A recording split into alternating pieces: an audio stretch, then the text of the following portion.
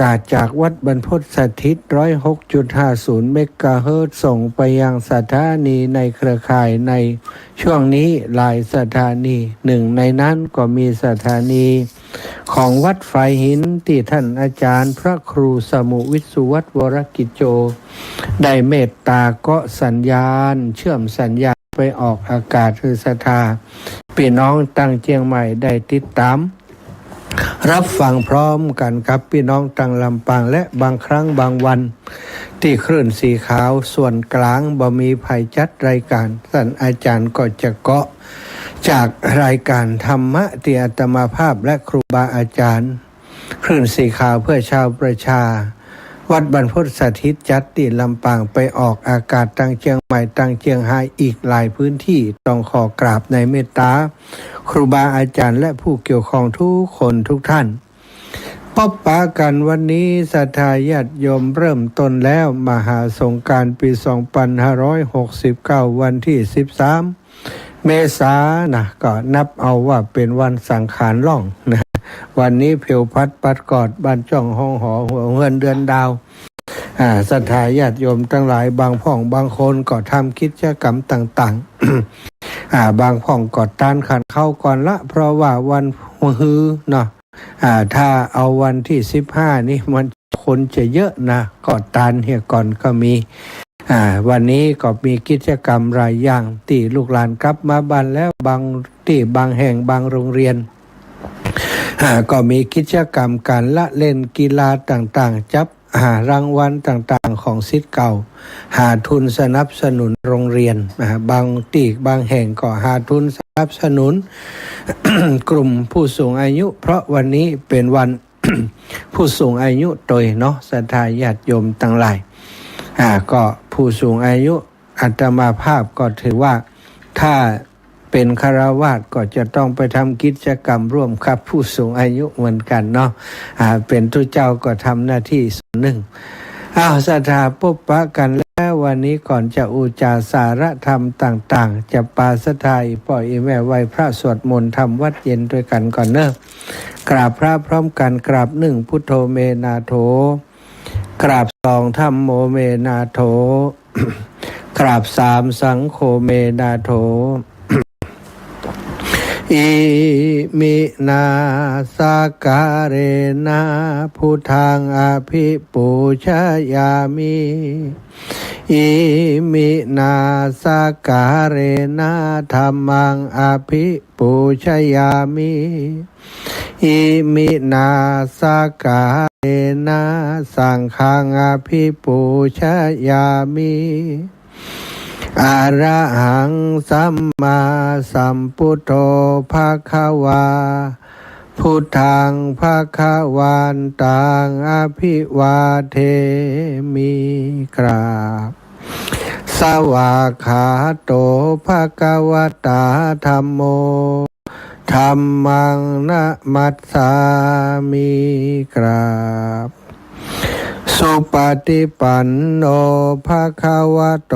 สาวกสังโฆสังฆังนะมามิกราบ นะโมตัสสะภะคะวะโตอะระหะโตสัมมาสัมพุทธัสสะนะโมตัสสะ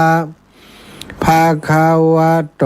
อะระหะโตสัมมาสัมพุทธัสสะนะโมตัสสะภะคะวะโตอะระหะโตสัมมาสัมพุทธัสสะพุทธังสารนังกัจฉามิธัมมังสารนังกัจฉามิสังฆังสารนังกัจฉามิตุติยัมปิพุทธังสารนังกัจฉามิตุติยัมปิธัมมังสารนังกัจฉามิตุติยัมปิสังฆังสารนังกัจฉามิตาติยัมปิพุทธังสารนังกัจฉามิตาติยัมปิธัมมังสารนังกัจฉามิ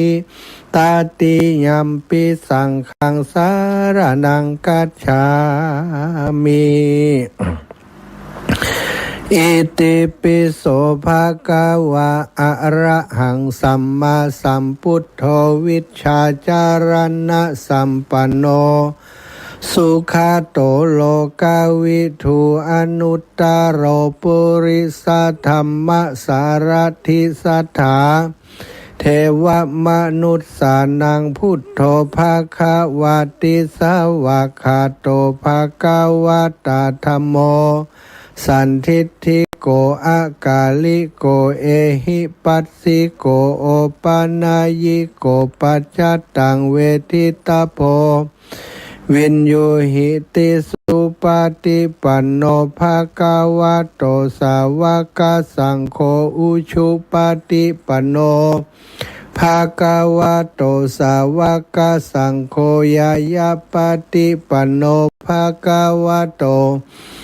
สาวกสังโฆสามิจิปฏิปันโนภะคะวะโตสาวกสังโฆยาทิทังจัตตาริปุริสายุขานิอัฏฐปุริสาปุคลาเอสาภะคะวะโตสาวกสังโฆอาหุนายโยปาหุนายโยทักขินายโยอัญชริการะนิโยอนุตตรังปุญญเขตังโลกัสสาติกราบพระพร้อมกันเนอสัทธาญาติโยมทั้งหลายกราบหนึ่งพุทธังวรันตังศิระสานะมามิกราบสองธัมมังวรันตังศิระสานะมามิกราบสามสังฆังวรันตังศิระสานะมามิ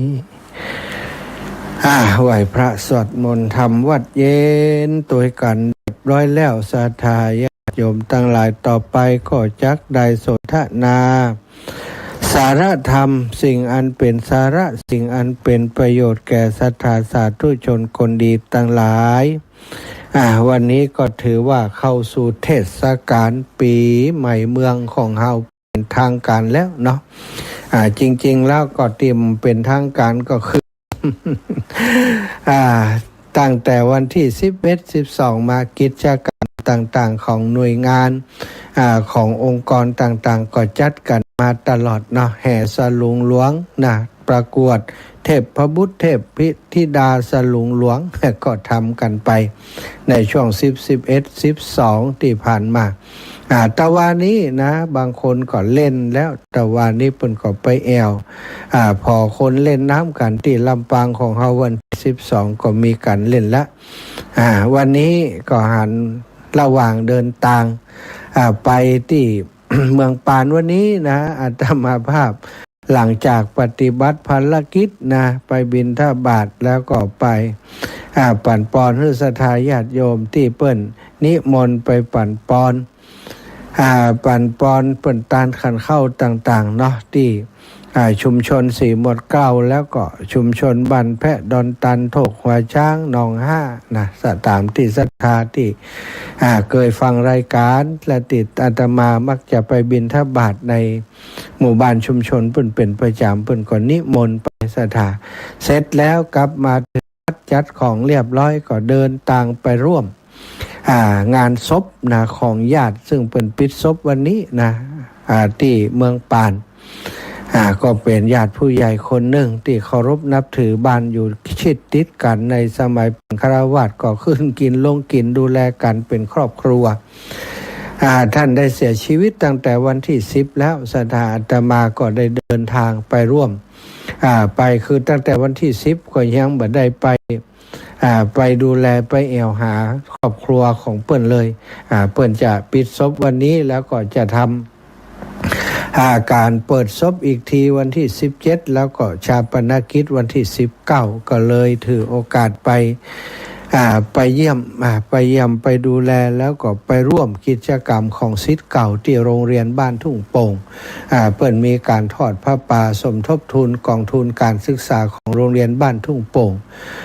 ที่ โรงเรียนบ้านทุ่งโป่งเนาะศรัทธา ได้เดินทางไปตั้งแต่ประมาณเที่ยงบ่ายโมงนี่แหละเนาะได้เดินทางไปก็พอดีระหว่างเดินทางไปนั้นเหนื่อยมากตื่นตั้งแต่ตอน2:00ได้จัดรายการ3:00ถึง5:00 6 โมงยันเจ้าไปปากถึงตอนบ่ายประมาณเที่ยงบ่ายโมงนี่ยังบ่ได้พักผ่อนกำเตื้อร่างกายก็รู้สึกว่าสะลือขึ้นรถใดก็นอนเหยียดเลยขึ้นรถใดก็นอนไปซะท่าระหว่างทางนั้นก็คงจะมีศรัทธาญาติโยมโทรไปหาเนาะเปิ่นมาแวะมาหามาจะมาทำบุญที่วัดบรรพตสถิตปรากฏว่ามาเจอการต้อนรับที่คงแบบประทับใจสักเท่าใดหนึ่งไม่มีใครอยู่เลย สองแล้วก็น้องหมานะอาตมานี่มีน้องหมาอยู่ที่นี่ประมาณ10 กว่าตัวศรัทธาคนแปลกหน้ามามันคงจะทักทายเห่าเปิ้นแต่ว่ามาหรือว่าสุนัขขาเตตมาเลี้ยงนี้ก็บักเกยกัดไข่กำเตื้อเนาะตีเปิ้นมาที่นี่แต่ก็กลัวอยู่เหมือนกันเนาะบางเตื้อคนที่เปิ้นมาหาเปิ้นตกใจอาจจะวิ่งอาจจะหยังก็ได้หรือว่าอาจจะไปเนี่ยไอ้อย่างไปบุบไปที่มันกว่ามันจะเนี่ยเอามือก็กลัวอยู่เหมือนกันเปิ้นมาแอวหาบ่ปบ่ปะแล้วมาเฮาเปิ้นว่าเป็นตาดีอินดูแล้วก็เดินทางมาไกลตัวเนาะมาจากดอยสะเก็ดมาจากเชียงใหม่ปุ้นศรัทธาญาติโยมครอบครัวของโยมแม่ขจรสารพีนะคุณโยมรัตนาพรสารปีเดินทางมาจากเชียงใหม่พร้อมคณะครอบครัวญาติโยมแม่เปิ้นเมื่อก่อนนี้โยมป่อก็มารู้สึกว่าโยมป่อก็มาครั้งหนึ่งที่วัดบรรพตสถิตแห่งนี้วันนี้โยมแม่ครับลูกเปิ้นมากันเนาะบ่ได้พอไลน์โดยศรัทธาญาติโยมช่วงแล้วระหว่างเวลาที่เดินทางเนี่ยบ่ได้พอไลน์บ่ได้หันไลน์เพิ่นโทรไลน์เข้ามาก็บ่หันก็ขอสุมาอภัยด้วยเด้อคุณโยมที่มาหาแล้วบ่พบบ่ปะแม่ขจรสารพีและครอบครัวตลอดถึงศรัทธาท่านอื่นเนาะ มาแล้วบ่ปะก็ขอสุมาอภัยด้วยวันพรุ่งนี้รู้สึกว่าจะมีงานเหมือนกันตอนเช้าหลังจากบิณฑบาตแล้วจะมีงานที่เมืองปานคงจะตีรถไปสักแป๊บหนึ่งแล้วก็เดินทางกลับเพราะว่าก็กลัวว่าศรัทธาจะซดเข้ามาแอวหาในช่วงเวลานั้นบางครั้งเพิ่นบัดได้นัดหมายไว้ก่อนปกติแล้วอาตมาก็บ่ค่อยได้ไปไหนเหมือนกันศรัทธาแต่ว่าช่วงนี้อย่างว่านะเนาะเป็นช่วงเทศกาลสงกรานต์บางคนเปิ่นนิมนต์อย่างวันพรุ่งนี้เปิ่นนิมนต์ที่เมืองปานเป็นนิมนต์ไปรับปัจจัยไปรับเพื่อเปิ่นไปรับเพื่อหมู่บ้านเพิ่นจะทำศาลาที่สุสานป่าจ้าบ้านทุ่งโป่งอาตมาภาพก็ได้ไปอุปถัมภ์ได้ไปดูแลญาติโยมเพิ่นทราบว่าอาตมาอุปถัมภ์ดูแลเพิ่นก็จะนิมนต์ไปรับปัจจัยแล้วก็จะได้มอบปัจจัยให้กับทางคณะกรรมการทางหมู่บ้านต่อไปบอกว่าบ่ไปบ่ได้กล้ามอบให้กับเขาพุ่นนะเพิ่นก็บอกว่าที่มอบให้นี้มอบในนามท่านอาจารย์นะถ้าอาจารย์มาก็บ่ให้ก็เลยจำเป็นต้องไปก็หาเนาะว่ากันไปเนาะศรัทธาญาติโยมอย่างใดก็ตามสำหรับคนที่มาแล้วบ่พบบ่ปะในวันนี้ก็ขอสุมาแต่หากว่าใครจะมาวันอื่นๆขออนุญาตนัดเวลาเสียน้อยนึงเนาะเบอร์โทรของอาตมาก็0808844173อย่างใดก็รบกวนโทรศัพท์มาหากามจะได้โทรมาหาโยมเบิ่มก็ได้ถ้าใครมีโทรศัพท์โยมเบิ่มเนาะอาตมาบางครั้งได้ปิดเสียงสัญญาณโทรศัพท์ไว้ในขณะเดินทางบางทีก็พักผ่อนระหว่างเดินทางอาจจะทำให้เป็นเหตุที่บ่ได้ยินเสียงโทรศัพท์ที่โทรมาก็เป็นเหตุให้คลาดแคล้วกันบ่ได้ฮู้นะว่าเปิ้นมาหาก็ขอสุมาอภัยไว้ณที่นี้ด้วยศรัทธาญาติโยมในฐานะที่เนื่องในโอกาสที่ช่วงนี้เป็นโอกาสของเทศกาลปีใหม่สงกรานต์มีเรื่องราวต่างๆมากมายอันเป็นเรื่องของบุญเรื่องกุศล แต่ละหมู่บ้านแต่ละชุมชนก็กระทำปะเพงกันรักษาพยายามรักษาวัฒนธรรมประเพณีหีดหอยจารีตหีดหอยของคนเมืองของคนเหนือของเฮาที่เพิ่นทำสืบต่อกันมาเมินนานกิจกรรมการรดน้ำการดำหัวกิจกรรมในช่วงเทศกาลปีใหม่สงกรานต์เป็นกิจกรรมที่ดีงามทั้งนั้นศรัทธาญาติโยมบ่มีกิจกรรมอย่างเลยที่ครูบาอาจารย์ที่เพิ่นทำแล้วมันบ่ดีบ่งามถ้ามันบ่ดีบ่งามมันบ่ดีมันมีประโยชน์ประเพณีนี้คงจะบ่ยืนยาวมาถึงวันนี้และคิดว่าโอกาสตั้งหน้าก็ยังจะยืนยาวต่อไปแฮมแต่ว่าบางสิ่งบางอย่างเนาะประเพณีนี้มันก็อาจจะมีความเปลี่ยนแปลงโดยบริบทของ สถานการณ์ต่างๆเหตุการณ์บ้านเมืองที่มันเปลี่ยนแปลงอย่างที่อาตมาเคยสมัยก่อนนั้นแอวปีใหม่ก็คือเดินขึ้นล่องตามบ้านจองของหมู่บ้านชุมชนของไผ่ของมันถ้ามีคนสมัยก่อนเพิ่นบ่ได้ไปทำงานที่ไหนไกลเนาะสถานอยู่ในบ้านแต่ว่าเพิ่นงานในช่วงปีใหม่ก็มากินข้าวกินปลากินเหล้ากินยาด้วยกันอย่างอีเป็นต้นก็เป็นกิจกรรมที่ม่วนอยู่พากันเป็นหมู่ขึ้นบ้านนั่นลงบ้านนี้กินเล็กๆน้อยๆก็ไปต่อจวนกันไปต่อแอวกันเป็นหมู่เป็นจุ่มร้องเพลงขึ้นร้องฮดน้ำกันพอต้องเตียวไปมาฮดน้ำกันเนี่ยอย่างไปนี่ก็คือสิ่งที่แต่ปัจจุบันนี้เหตุการณ์อย่างอันว่าค่อยมีแล้วเนาะสถา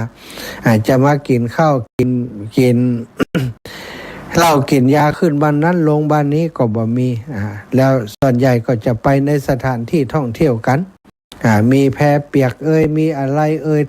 มากมายที่เปิ้นทำกันเป็นกิจกรรมก็รู้สึกว่าได้รับความสนใจก็คลายร้อนได้เป็นอย่างดีแล้วก็ทำให้เศรษฐกิจหมู่บ้านชุมชนแต่ละแห่งกระเตื้องขึ้นมามีการค้าการขายมีการแอวกันแวะได้พบได้ปะกัน อย่างวันนี้ได้ไปร่วมกิจกรรมผ้าป่าซึ่งตั้งผู้นำหมู่บ้านก็เป็นกรรมการการศึกษาขั้นพื้นฐานของโรงเรียนบ้านทุ่งโป่งโดยคณะครูถึงท่านผอ.เพ็ญสรินทร์ท่านผอ.อดีตผอ.อภิวงศ์อภิรมย์อภิวงศ์งามและคณะครูพร้อมกับศรัทธาพี่น้องเจ้าบ้านและก็ศิษย์เก่าโรงเรียนบ้านทุ่งโป่งจัดกิจกรรมที่สถานที่ท่องเที่ยวแพเปียกของบ้านทุ่งโป่งตำบลเมืองปานอำเภอเมืองปานจังหวัดลำปางศรัทธาญาติโยมอาตมาหารสถานที่ที่เปิดแล้วก็บอกโยมว่าคงบ่ได้ไปร่วมเพราะว่าสถานที่อันเป็นที่ท่องเที่ยวอย่างนั้นบ่เหมาะกับที่พระสงฆ์จะไปแอวเพราะปีใหม่อย่างนี้คนคงบ่ไปแอวบ่ได้คงกินเหล้ากินยาอย่างต่างๆนั่งกันเป็นหมู่เป็นพวกเป็นแล้วก็เฮาจะไปตานพระป่าตอนนั้นกว่ามันตุเจ้าเข้าไปมันจะบ่งามก็เลยไปแวะที่งานศพบ่ได้ไปที่สถานที่เปิดจัดกิจกรรมหันว่ามีการออกสลากมัชชาติสนุกสนานม่วนนั้นกันว่าสถานแต่ว่าอาตมาบ่ได้ไปร่วมกิจกรรมกับเพิ่นก็อยู่ที่บ้านงานศพของญาติที่ได้กล่าวถึงเป็นญาติผู้ใหญ่ที่กล่าวถึงนั้นอยู่งานศพกับตังครอบครัวของผู้เสียชีวิต อยู่ที่ฮันชักบ่เมินนานตังโรงเรียนส่งคุณครูมาหาบอกว่าท่านผอ.นิมนต์ไปฮับผ้าป่าฮือกำเตอะว่านะ ว่าจำไปก็ไปจนได้แต่ก็ดีเหมือนกันได้ไปหันสถานที่ท่องเที่ยวแต่บ่ได้ไปลงชมอย่างก็เปิ้นหลอกศรัทธาอยู่ตั้งบนแต่สิ่งที่หันก็คือนักท่องเที่ยวรถแดงตรงนั้นศรัทธาเป็นที่ใช้ไฟฟ้าส่วนหนึ่งอีกส่วนหนึ่งก็เป็นรถใช้น้ำมันรู้สึกว่าช่วงนี้น้ำมันแปลงคนกับหันมาเปลี่ยนเป็นใช้รถไฟฟ้าคนที่เพิ่นมีตังค์ก็เปลี่ยนกันมาป้ายกรุงเทพมหานครป้ายระยองป้ายเชียงใหม่ลำพูนหลายที่มา หันเปิ่นอย่างอันก็ถามผู้ใหญ่ว่าคนมาเยอะก็ว่าโอ้เยอะมากวันนี้เติมอาหารเกือบถึงจะบัดตันนะอีวะต้องวิ่งไปเอาอาหารสดมาเติมเรื่อยๆตลอดถึงเครื่องดื่มไออย่างของเปิ้นนะแสดงว่าได้รับความสนใจได้รับความนิยมมากพอสมควรเนาะก็ถือว่าเป็นสิ่งที่ดีที่หมู่บ้านชุมชนได้มีรายได้จัดกิจกรรมและเกิดรายได้แก่คนในชุมชนอันนี้ก็เป็นกิจกรรมหนึ่งส่วนมากเขาก็จะหันว่าบัดเดียวนี้ก็จะไปป้าลูกป้าหลานไปบัดได้อยู่แต่บัดได้ไปม่วนนั้นแต่เฉพาะตัวคนเดียวอย่างเตียตะวาว่ากินเหล้าขึ้นล่องนี่ก็ไปกับหัวใจไม่ยิงก็ไปกับไม่ยิงหัวใจก็ไปเป็นหมู่นี่เปิ่นร้องพรำทำเพลงป้องแปงแต่ปัจจุบันนี่บ่หันมาเมินเป็น10 กว่าปีแล้วก็จะไปท่องเที่ยวในลักษณะนี้มากกว่าปลาลูกปลาหลานไปเล่นน้ำพ่อแม่ก็นั่งกินข้าวกินปลาอาจจะมีเครื่องดื่มสักเล็กน้อยเพื่อให้มันเข้ากับบรรยากาศอันนี้ก็มีเราก็ว่ากันไปเป็นความสุขของครอบครัวเป็นวันที่ครอบครัวจะได้อยู่ด้วยกันจะได้ด้วยการสร้างสัมพันธ์ที่ดีแก่คนในครอบครัวแต่บางครอบครัวก็บัดทำกิจกรรมเหล่านี้บัดปาลูกไปสืบสานวัฒนธรรมประเพณีเด็กๆมันก็ง่อมก็เงาบ่ฮู้จะแย่ยังก็เล่นเกมก็เล่นไอ้ยังนะเล่นเอาโทรศัพท์มาเล่นควรจะดึงลูกหลานออกมาร่วมกิจกรรมทำกิจกรรมอย่างนี้กับหมู่บ้านกับชุมชนวันนี้วันสังขารล่องก็เปิ่นก็ฮื้อเพียว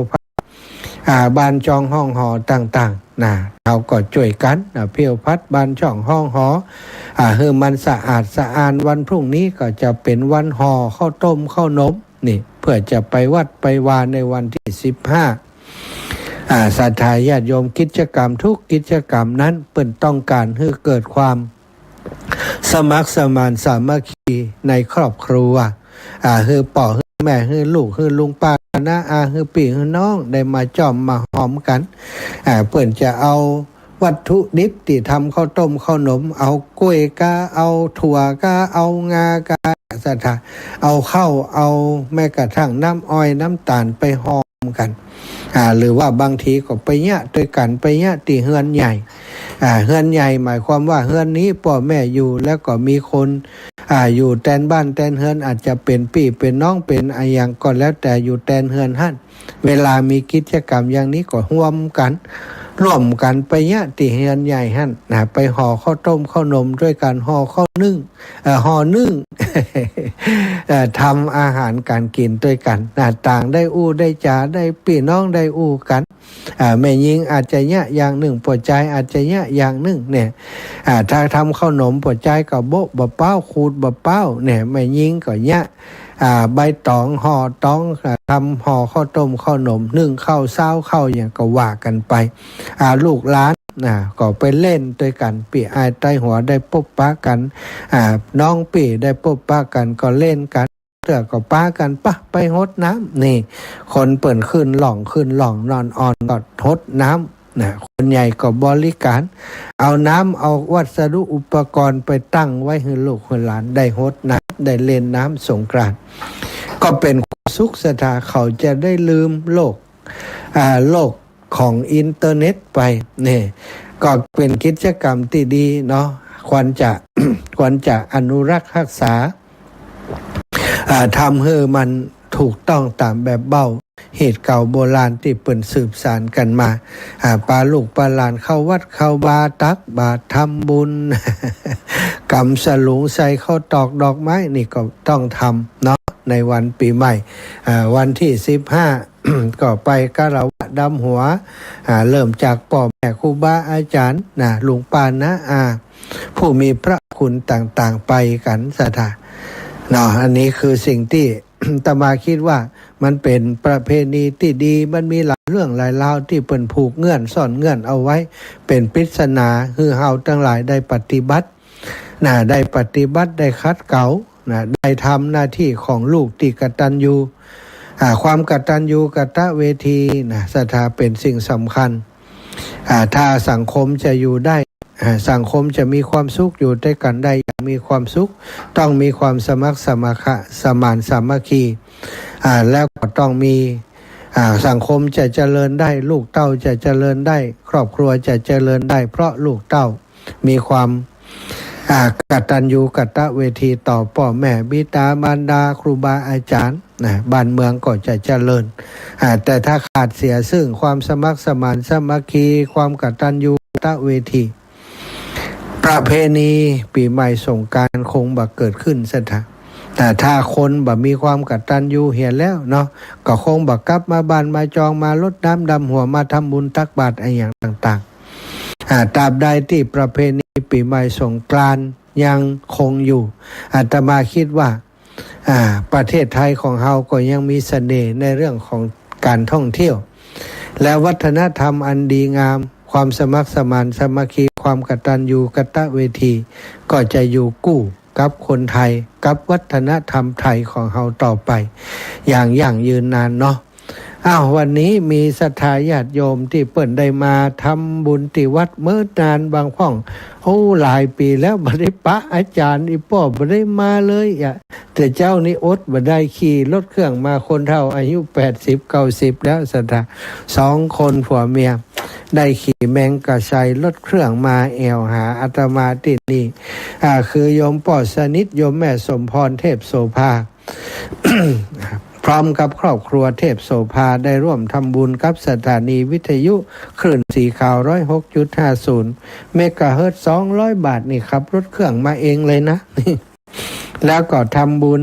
ตาลขันเข้ามาแหมก็1 ซองแล้วยังมีแม่ประทุมสายมณีนะบ้านปงตำบลป่าตาลอำเภอแม่ทะก็ได้มาร่วมทำบุญ1 ซองแม่จันศรีบุญพานะปาลูกหลานมาแอวอีแม่นี้อยู่ที่บ้าน บ้านสันฐานเนาะสถาบันปงบ้านสันฐาน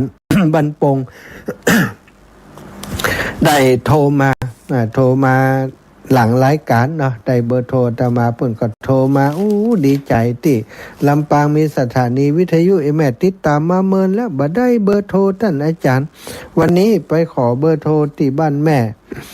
วันมาเปิ่นกันเลยโทรมาหาอาตมาโทรมาก็อยากจะหันหน้าให้เหมาะพอดีลูกเปิ่นเดินทางจากเชิงเซานะเชิงเซามาเปิ่นกันเลยลูกมาส่งลูกบ่าวเปิ่นมาส่งพร้อมกับลูกสะใภ้แล้วก็หลานสาวเนาะปากันมาที่นี่มาทำบุญก็ขออนุโมทนาบุญแม่จันศรีบุญพาเนอะแล้วก็แม่ศรีวันอินยาศรีต้อยเนาะได้ร่วมทำบุญสถานีได้ร่วมทำบุญรดน้ำดำหัวและร่วมทำบุญถวายปัจจัยตามอัธยาศัยแล้วก็ยังมีแม่มะลิอารมณ์ดีได้มาร่วมทำบุญเนาะได้มาตานขันเข้าถวายปัจจัยกับอาตมานะลูกหลานเดินทางมาจากต่างจังหวัดมาจากระยองก็เลยเอาอาหารทะเลมาฝากดูขอบคุณเป็นอย่างสูงเนอะโยมแม่มะลิเนาะวันนี้ได้กินพัดปูอาหารจากทะเลนะเพิ่นเอามาถวายในวันนี้ก็ขออนุโมทนาบุญขอบคุณแม่มะลิเนอะที่มาทำบุญที่นี่สำหรับวันพรุ่งนี้ก็ยังไปบิณฑบาตปกตินะศรัทธาญาติโยมไปที่บ้านน้ำโจนะบ้านน้ำโจบ้านป่าจ้ำนะก็ที่ตลาดน้ำโจได้พบปะกันเนอะศรัทธา6 โมงประมาณ6 นาฬิกาแล้วก็7 นาฬิกานี่บ้านฟ่อนบ้านศาลาหลวงบ้านศาลาหลวงบ้านปงแสนทองนะบ้านพ่อนศาลาหลวงปงแสนทองโยมแม่อุไรวันพี่ธัญญากรเตรียมตัวเจอกันพรุ่งนี้ เนาะวันที่15นั้นคงจะที่เดิมนะบรรทกหัวช้างหัวทุ่งเพราะเปิดนิมนต์ไว้ศรัทธาตอนนี้ก็จะเปิดสายให้ศรัทธาญาติโยมอีป่อยอีแม่ได้โทรมาเนอะ แต่เจ้านี้ก็มีโยมแม่ที่กล่าวถึงตะกี้โยมแม่จันศรีบุญพานะได้เป็นเจ้าภาพสั่งได้เป็นเจ้าภาพวิทยุ ด้วยเนาะต้องขอขอบคุณโยมแม่จันทร์ศรีบุญพาเนอะพร้อมกับลูกๆหลานๆของอีแม่ร่วมบุญมาตอนนี้ยังบ่ได้เรียบเรียงอยู่ในซองเนี่ยศรัทธาญาติโยมยังบ่ได้เขียนแต่ยังมีเวลาเขียนแต่ขออนุญาตยังบ่อ่านเตือกันแล้วกันเนาะเพราะบ่ได้เขียนแล้วก็แม่สีดาคนงามจากเวียงป่าเป้าแต่เจ้าใดไลน์มาอูจากันว่าตังแม่สีดาและศรัทธาญาติโยมเวียงป่าเป้าก็จะเป็นเจ้าภาพสำรับนะ1 สังเนอะเจริญปอนแม่มาลายรินเชื้อบ้านป่าค่ายไต้เจ้าเพื่อขอความทำบุญ300 บาทนะเจ้าแม่มาลายสันถวายแต่น้ำกาแฟ100แต่200นี่ถวายดำหัวพระสงฆ์พระเจ้าเนี่ยนะเจ้าเนาะเจ้าเจ้าแม่โอนพระถวายเรื่องนะเจ้าเนาะเจ้ารดน้ำดำหัว200เจ้าสาธุนะแม่นะสาธุเจ้าบุญให้สาแม่มาลายลินเชื้อบ้านป่าไข่ไต่เนาะโยมแม่นี้ห่วมทำบุญหลายๆโครงการตลอดและมีงานบุญงานกุศลต่างๆที่จะมาประกาศไปบอกว่าจะเป็นโรงทานก็อย่างการเนี่ยเปิ่นทราบก็จะทำบุญร่วมกันการช่วยกันคนละเล็กละน้อยเป็นงานบุญงานกุศลตามอัธยาศัยเนอศรัทธาบ่ได้บักบ่ได้บ้านไผ่บางครั้งบางทีบางช่วงเวลาของชีวิตเนาะสภาพคล่องมันบ่มีเนี่ย เงิน เงินบ่ค่อยสะดวกนะสภาพของมันบ่มีก็อดเอาไว้ก่อนบ่ต้องห่วงบ่ต้องเดือดนะบ่ได้ทำบุญด้วยกันก็บ่ใช่เป็นหยังเพราะว่าบ่ใช่มีงานเดียวงานของคลื่นสีขาวของเฮางานอย่างงานรดน้ำดำหัวนะงานหล่อเทียนอย่างงานตานเทียนอย่างเงี้ยเนาะก็เลือกเอาศรัทธาบางช่วงบางอาจจะบ่สะดวกนะมันมีเนาะบางทีมันก็ช็อตเหมือนกันนะอย่างอาตมาภาพนี่ ช่วงนี้ช็อตนะศรัทธาญาติโยมได้ไปทำกิจกรรมเนาะทำกิจกรรมได้ก่อสร้างอาคารสถานที่ต่างๆเพื่อจะปรับให้มันดีมันงามมันสะดวกสบายกับคนที่เพิ่นจะมาแอวหาในวันรดน้ำดำหัวและโอกาสต่างๆก็เลยต้องปรับปรุงอาคารสถานที่หลายอย่างก็จำเป็นจะต้องหยิบยืมจากคนโน้นคนนี้ เจริญปอนแม่บัวลอยสายเขียวเจ้ากราบไหว้สาเจ้าท่าอาจารย์เจ้าแม่ท่านถ้าเขาไปดำหัวนี่เขาเจียมของไผ่ของมันไปรวมไปกันก็ไปรวมกันปุ่นนะเจ้าเจียมของไผ่ของมันมาก็อย่างนั้นน้ำที่จะลดน้ำดำหัวใส่องค์ใหญ่ๆไว้ก็มาเปาะกันหั่นอีแม่เปาะกันเรียบร้อยถึงเวลาก็ตากไปให้ครูบาอาจารย์ติไป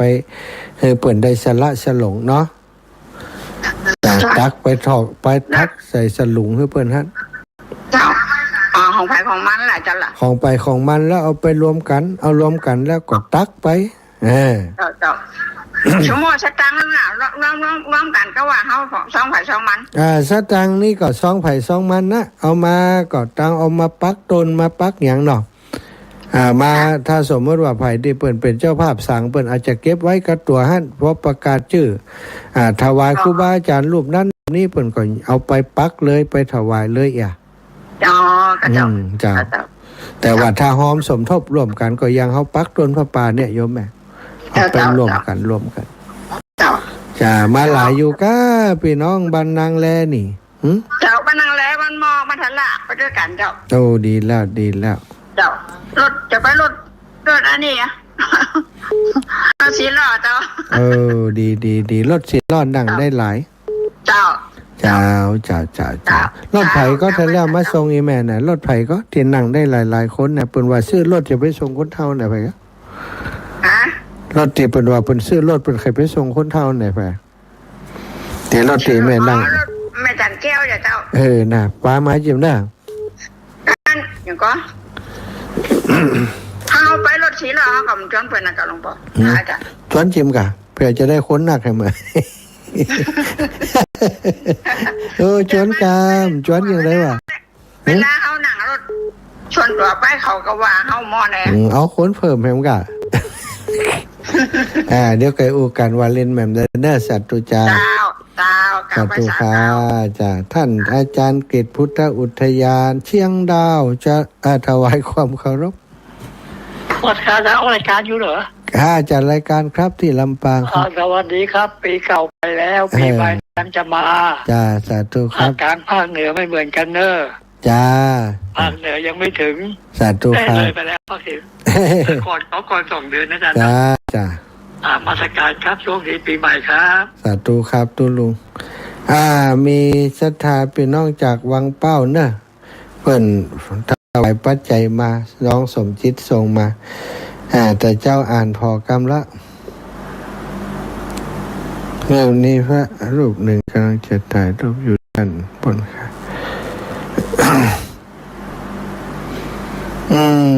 พี่น้องตังวังพร้าวหน้า FC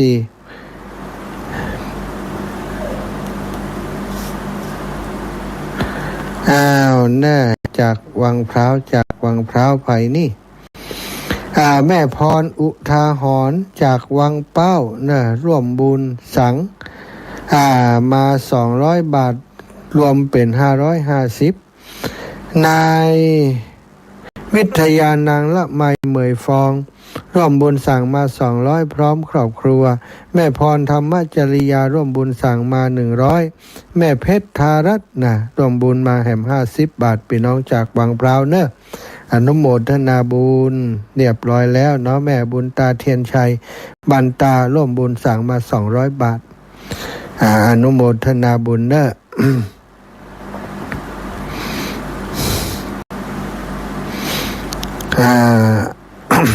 ศรัทธาญาติโยมพี่น้องทางเชียงใหม่วันนี้ทางเชียงใหม่น่าจะมีถ่ายทอดที่ไหนสักแห่งเนาะเสียงเชียงใหม่บ่เข้ามาเนอะแม่ยายบุญปันจากบ้านห้วยงูในก็ติดตามลามตัวกันอยู่คนโยมแจ้งให้ทราบแล้วคุณโยมรัตนาพรมทลล้านนารับทราบค่ะ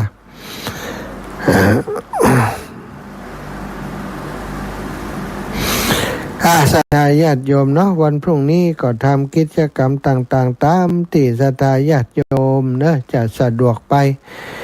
บางคนบัดได้ไปไหนก็ยังว่าเนาะห่อข้าวต้มข้าวนมเตรียมกับข้าวกับป่าเพื่อจะต้านหายาติกาวงวานญาติที่ล่วงลับมรณาไปสู่ปาลโลกไปหน้าป้าสีดาพร้อมกัลยาณมิตรรับยอดดำหัวชุด 1,500 บาท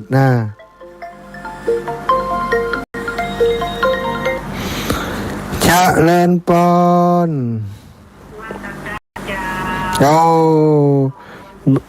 ขนาดปอนนี้ได้เสียงได้ยินเสียงเหมือนละลูกฟังอยู่ฟังตึงวนฟังตึงวนงานอาจารย์เจ้าอันฝากห้อมมาอยู่ที่โยมแม่นี่เด้อเดี๋ยววันนี้สหาไปเหงือเด้อเจ้าดีจ้าแม่ก้อนยำใดปีเก่าก็เน่าไปแล้วปีใหม่แก้วก็มาฮอดมาถึงน่ะวันไหนปันล่ะปันเลยปันวันที่15ปุ๊กะอาจารย์ปันโยมแม่ไปจ้างปันยังสมุโยมแม่นี่ตัวประกวดปันปอนฮะปันปอนเป็นนิ่มเจ๊กะยังปอนใน TikTok นะเนาะโยมแม่ลุงสตอรี่น่ะน่ากาเก่งขนาดนี้โยมแม่ต่อหาเจอกันเนอะสาธุเจ้าแม่ฝากห้องมาอยู่ที่โยมแม่นี่เนอะเก็บไว้ฮั่นเก็บไว้ฮั่นยืนแม่ร้ายแม่อยู่เจ้าเก็บไว้กินแม่ฮั่นวันนี้ต่อหาเขาไปเอาปอนเหมาะเนาะเจ้าเอาปอนเป็นมูลเลยสาธุค่ะแม่กาบแก้วสีอินแก้วเนาะพี่น้องบันหัวฝายนี่ก็แฟนรายการตัวยงตัวจริงเหมือนมาแล้วศรัทธาญาติโยมติดตามรายการมาโดยตลอดโยมแม่นี่ก็สายตามีปัญหาเนอะศรัทธายิ่งเมินหนึ่งพอยังบ่หันกลางคืนนี้ไปไหนบ่สะดวกเลยถ้าไปไหนต้องมีคนคอยปาไปนะใจเปิ้นนี่หุ่มแอวหุ่มไปหั่นไปนี่พี่น้องบ้านน้ำโจเตรียมตัวเนอะคุณโยมสมควรใจน้อยญาติโยมทั้งหลายโยมแม่โยมพี่โยมน้องทั้งหลายพรุ่งนี้ได้เจอกันเนาะใครจะทำบุญใคร จะทำบุญตักบาตรนะตานขันเข้าอย่างก็ได้ปากันวันพรุ่งนี้ก็แล้วกันส่วนวันมะรืนนี้ได้ไปพบปะกันกับศรัทธาพี่น้องบ้านโถกหัวช้างบ้านหนองห้าบ้านหัวทุ่งสามัคคีนะเอาละศรัทธาได้จากกันมาในวันปีใหม่สงกรานต์ก็บ่ได้ยุดได้ยั้งอย่างเปิ้นเนอะคนอื่นอาจจะบ่ออกแต่อาตมาภาพทุกวันถ้าบัดติดปัญหาภาระปะปังอายังหรือว่าอยู่ในระหว่างเดินทางก็จะจัดรายการให้ปล่อยแม่ฟังตลอด มีแหมสายหนึ่งครับเปิ้นเฮียก่อนแม่นวลยอดคำปันเจียงใหม่ออกอยู่กะเจียงใหม่ออกอยู่กะก็ว่าออกกะเจ้าอ๋อเจ้าแต่ก็นั่งฟังเนี่ยเหรอดีแล้วพี่น้องพี่ตะเกียโทรไปหาตุลุงบุญตุลุงยังเหรอโดนด่าแล้วเนี่ยเดี๋ยวก่อนตุลุงจะออกกำเดียวก่อนกะแต่เดี๋ยวตุลุงออกหาอันหลวงพ่อพุ่นว่าหลวงพ่อเนี่ยวัดเนี่ยกะหลวงปู่ด้อยกะหลวงพ่อวัดเนี่ยกะอ๋อท่านพระครูเฮาล่ะเจ้าแม่โทรผิดไปโทรยังอีแหละยังฮะเป็นยังเนาะไอ้เนาะโอ้คิดมาได้เจ้าอีแม่เจ้าบุญรักษาแน่แน่ปีใหม่นี้ขออยู่ดีมีสุขเน้อเจ้าอีแม่ก็เช่นเดียวกันเน้ออยู่ดีมีสุขอยู่สุขสบายจะเลินสุขจะเลินธรรมหันแวบแต่กี้มีไผ่บ่ฮู้เน้อเปิ้นนี่คุณโยมลำไพอาจารย์ร่วมทำบุญวันที่25นี้300 บาทสาธุเจริญปอนเอาแล้วหมดจริงๆแล้วเวลานำรายการจากไปก่อนเนอสถาจัตตาโรธรรมาวะทันติอายุวันโนสุขังพระลัง